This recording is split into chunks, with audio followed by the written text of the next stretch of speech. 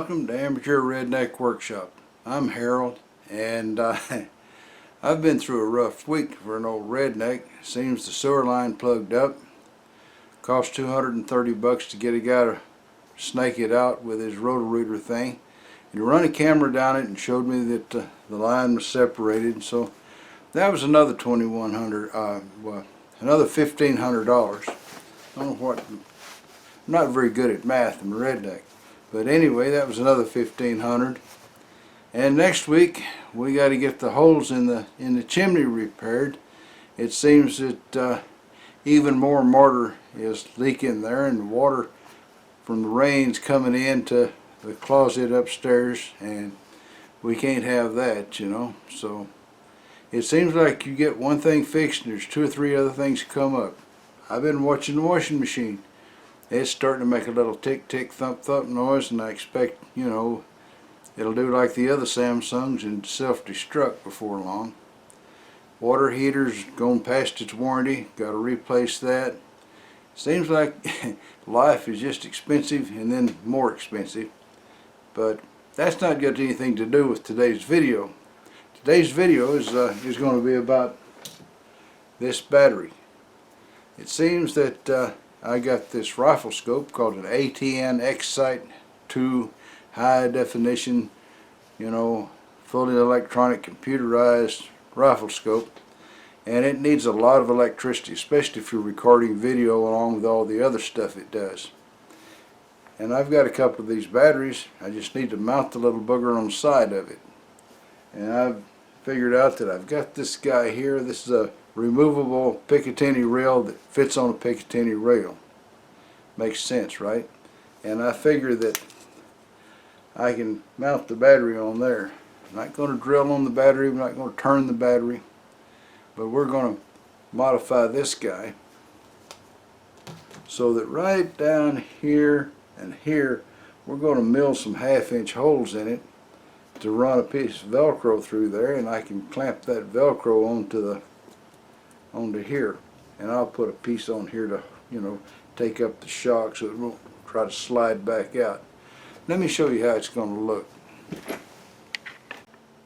Alright, this is the side that's got a rail, and I'm not going to do any machining on that rail, but I want to put this battery here and a wire wrap around the other side where the USB connection is located.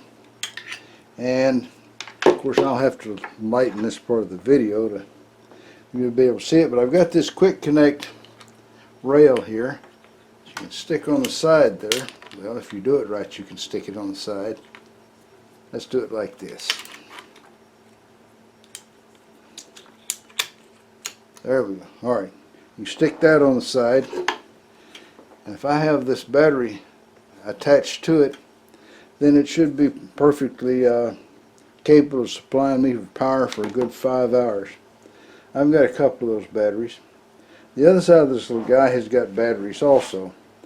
I'll move you around there. Okay, underneath this little plate right here are USB connections and a couple other type connections. This is of course the battery compartment for 4 AA type batteries. I've got some lithium batteries in there right now, but they're only good for a couple of hours. So that's why I need extra power. But once I mount the battery on the other side, I'll just snake the cable around here and we'll plug it in here.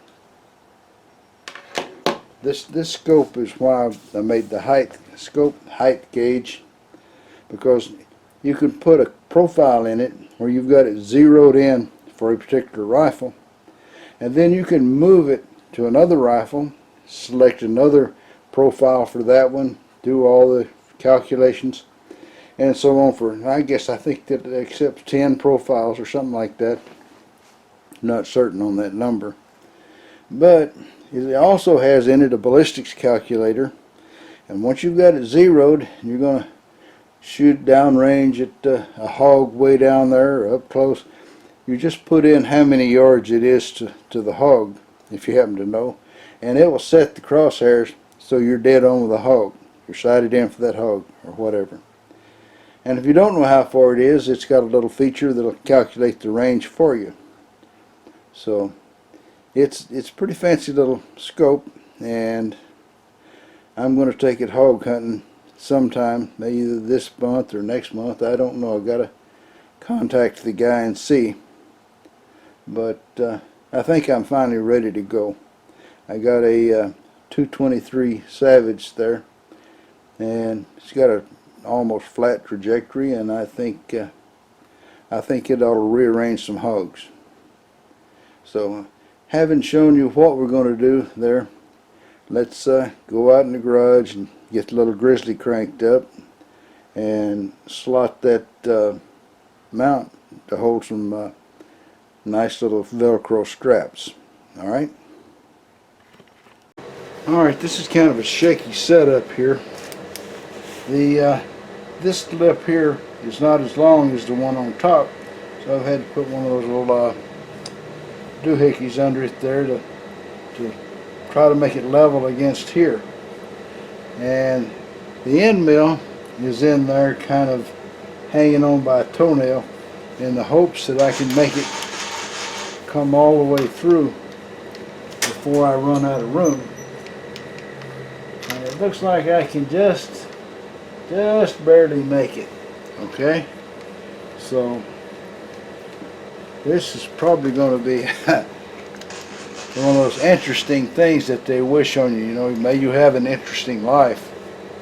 Well, undoubtedly that covers this, because it's going to be interesting to see if I break the end mill or how I could mess up here. I don't know. I'll find some way, no doubt. But we're gonna give it a try there anyway. All right. Let's crank her up and running about 2,000 RPM.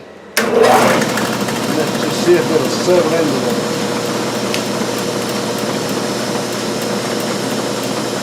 I don't know if it's a center cutting end mill. Probably not. It's a 4-foot.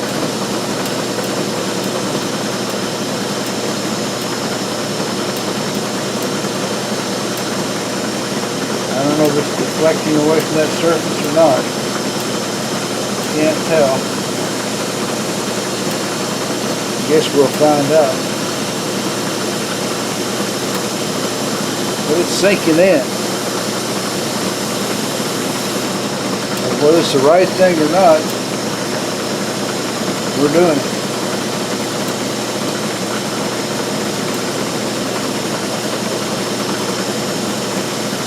I've got a 1/10 of an inch past the edge there, give or take. This didn't call for real precision, it just called for not breaking everything.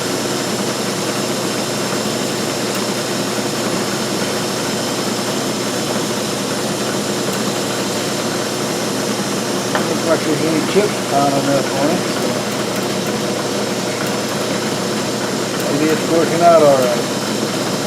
I haven't put any lubricant on it. Sure I should have, but I didn't.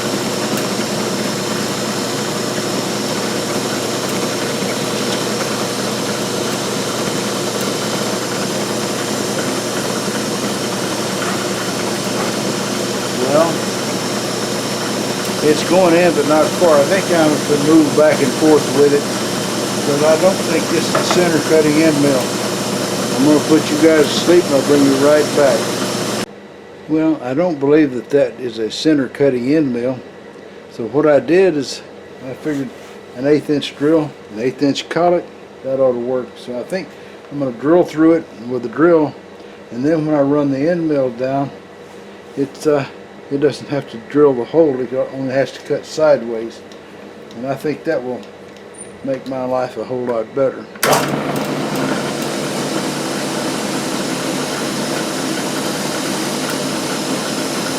I've made a nice flat surface already with the end mill, so this drill shouldn't deflect or anything. It should just sink right in there.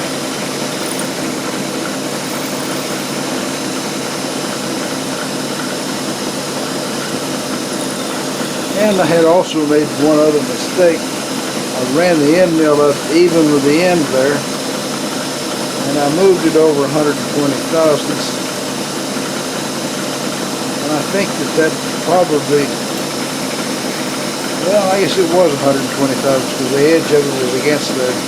I didn't mess up there, I just thought I did. Thinking you made a mistake's just as bad as making a mistake, I guess.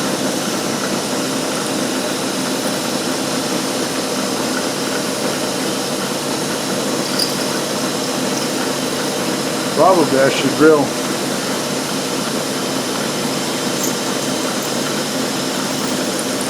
I should probably drill several little holes like this and then just clean it up with the end mill.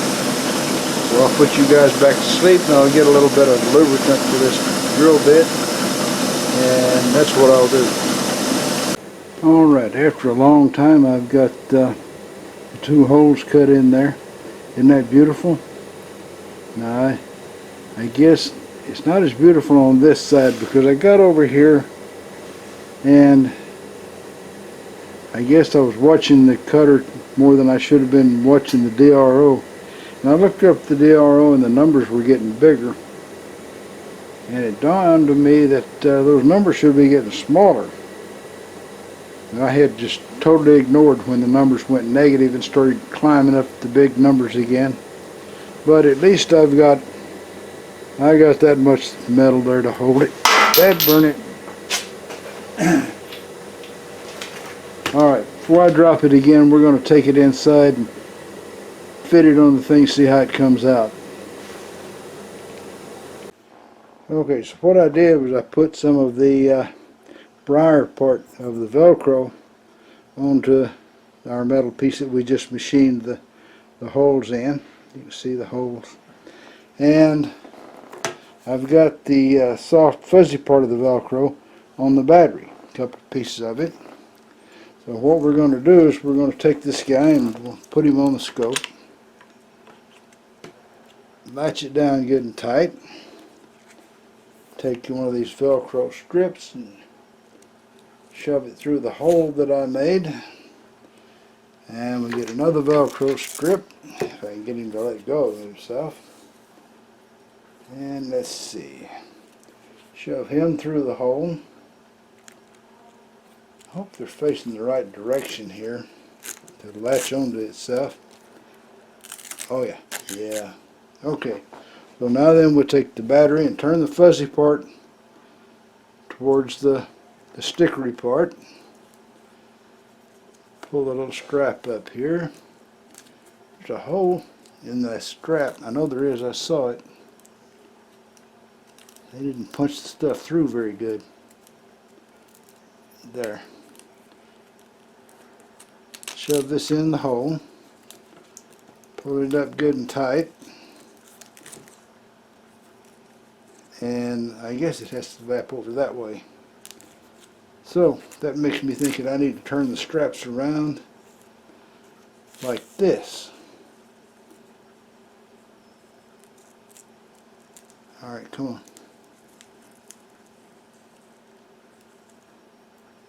They haven't entirely knocked the little pieces out of the holes there.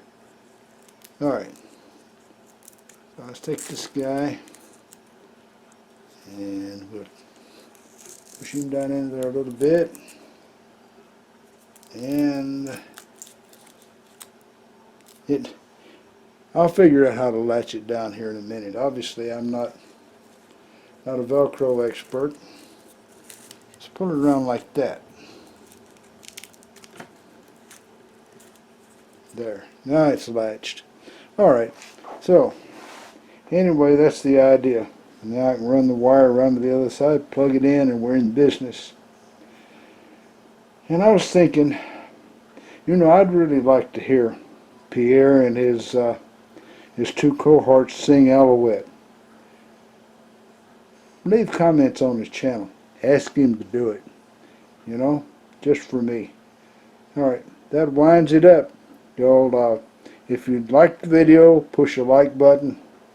If you're lukewarm, don't care one way or the other about the video, push the like button. And if the video made you sick at your stomach and feeling incredibly irritated, still push the like button. It'll make you feel better. Bubba's Uncle Willie's so cheap that when his plane landed safely at the airport there, he got off grumbling, well, there goes $5 down the drain for that flight insurance. And Bubba and Cooter was out there working on Cooter's car. They'd replaced all the signal lights and stuff. And so Cooter asked Bubba to stand up front and tell him if the signal light was working, the left signal light. And Bubba's up front and he says, yep, nope, yep, nope, yep, nope. I know, I only got poor Bubba jokes today. Well, that's all, folks. Y'all try to subscribe if you're not already a subscriber. Leave a comment if you got something to say. And above all, remember, keep on keeping on. Bye now.